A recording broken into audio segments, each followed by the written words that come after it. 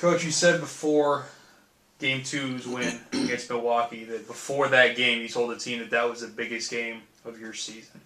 Just talk about what that win meant and maybe the message that you sent along with that prior to that game. Well, I just think obviously we're disappointed in losing 2 out of 3, but getting that last game and it was a back and forth kind of game.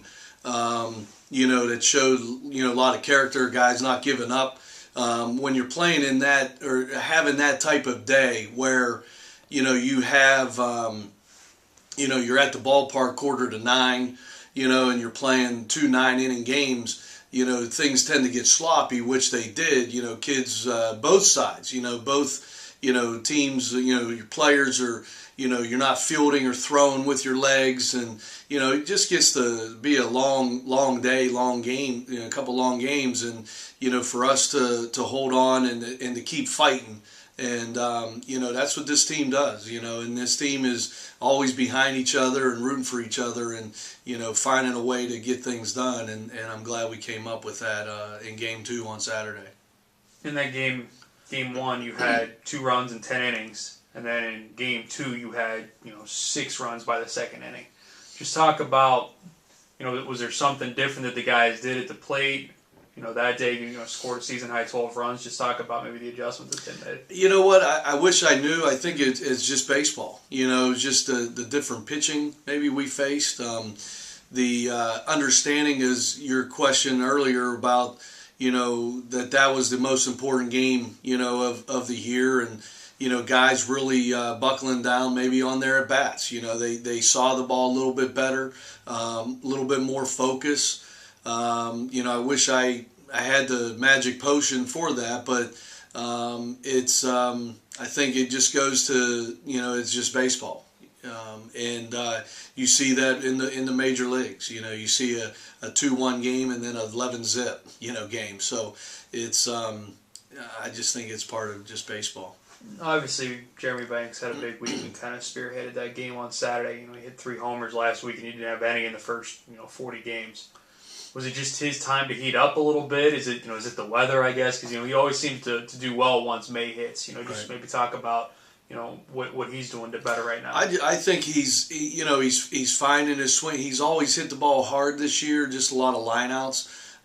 But I think it might have to do with the weather. You don't want to make excuses because other teams hit well and different things like that. But, it certainly is more baseball weather, and when it does come down to crunch time, JB, does a fantastic job of getting things done and starts to heat up. And I think now he's starting to, really find some green, as we say, in the outfield, and some cement over the fence now, but I think he's starting to heat up a little bit. He's starting to, find his swing, get a little bit more comfortable in how they pitch him, and Joe Iacobucci. They both, coming into the season, 2 of our top hitters, obviously, and so pitchers are pitching them different. Teams are having different ways or scouting reports, against them, what their plan's going to be against them. They're starting to kind of figure that out now, and it's a good time to start figuring that out.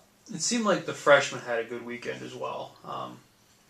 Lipari made a couple good plays at second base and hit the ball, and Goobs had a couple good plays, but especially Mitko coming in, I think he was 3 for 4. Mm-hmm. Saluga had that big pinch hit. Just talk about their progression as well. They are. They're progressing, and we're staying patient with them in our work, in our preparation, and cage work, and we're just keep talking to them, keep teaching them. They it may be the same thing they've heard all year, but it takes that amount of reps or those number of reps to really start to feel comfortable and to find their own way. And you are right. I mean, they had a couple big days and a couple big hits, and we're hoping that, we're going to ride Chris Mitko right now.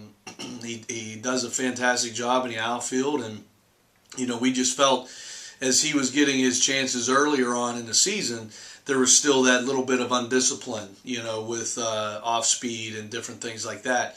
Right now, there seems to be a little bit better discipline at the plate, and he's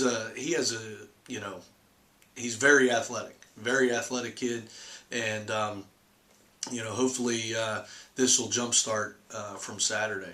Another freshman, but on the mound, it seems like Manapelli, now that he's come back from the injury, has really started to come on through those 3+ innings of solid relief on Saturday. Just talk about what it means to have another guy reliable out of the bullpen. Well, we were counting on Nick, all year, and he's had some very good innings for us. He's struggles at times with his command, but he's a battler, and we know what's inside of him, and that's why he's here. And he started out a little bit rough, I think, Saturday when he came in, but he settled down and he bulldogged through it and was able to really control how that game was going in Game 2, going back and forth and a lot of hits.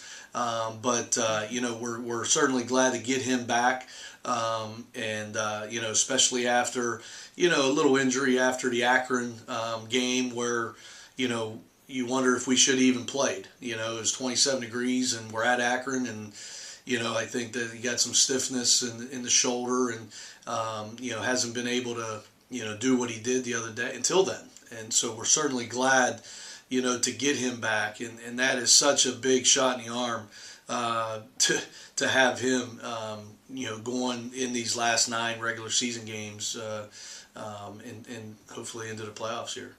No, it's finals week, so you have that kind of break, and then you have 2 games Friday, come back, 2 games on Sunday.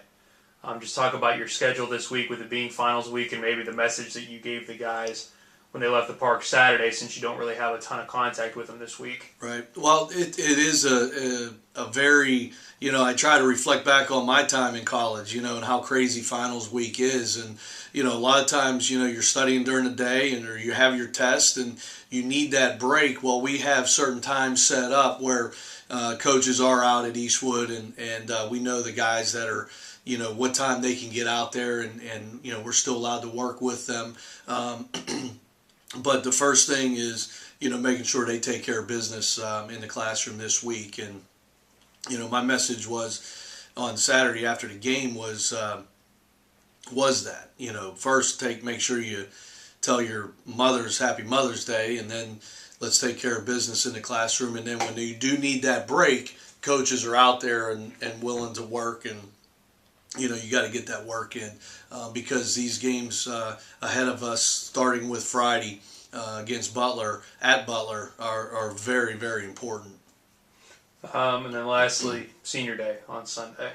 Just talk about, maybe your experience as a player going back to Senior Day, and maybe what, your viewpoint is as a coach, for those 5 seniors playing in the final conference games at Eastwood Field. It's something that is pretty special, and these guys are, I think they're starting to feel it. They're starting to really see that things are coming to an end here with their careers, and we're certainly glad of the hard work they've put in these years that they've been here, and it's pretty special to see parents with them, and they're walking out, and we give them their gift, and it's just it's a special day, and on top of that, it's an important day because of it being a conference 2 games against Wright State. And so it's special. I know it's special to the parents. It's special to the players, but I think even more later down the road, it's going to even be more special when they do look back, on their careers, and things are so fresh and new right now, and we still have so much to play for, but they're really going to look back on it, and I always knew that was a special day, for me playing, and college time. And our thing is making sure our guys have great college experiences, and I think that these seniors, had a great college experience playing the game of baseball and going to Youngstown State.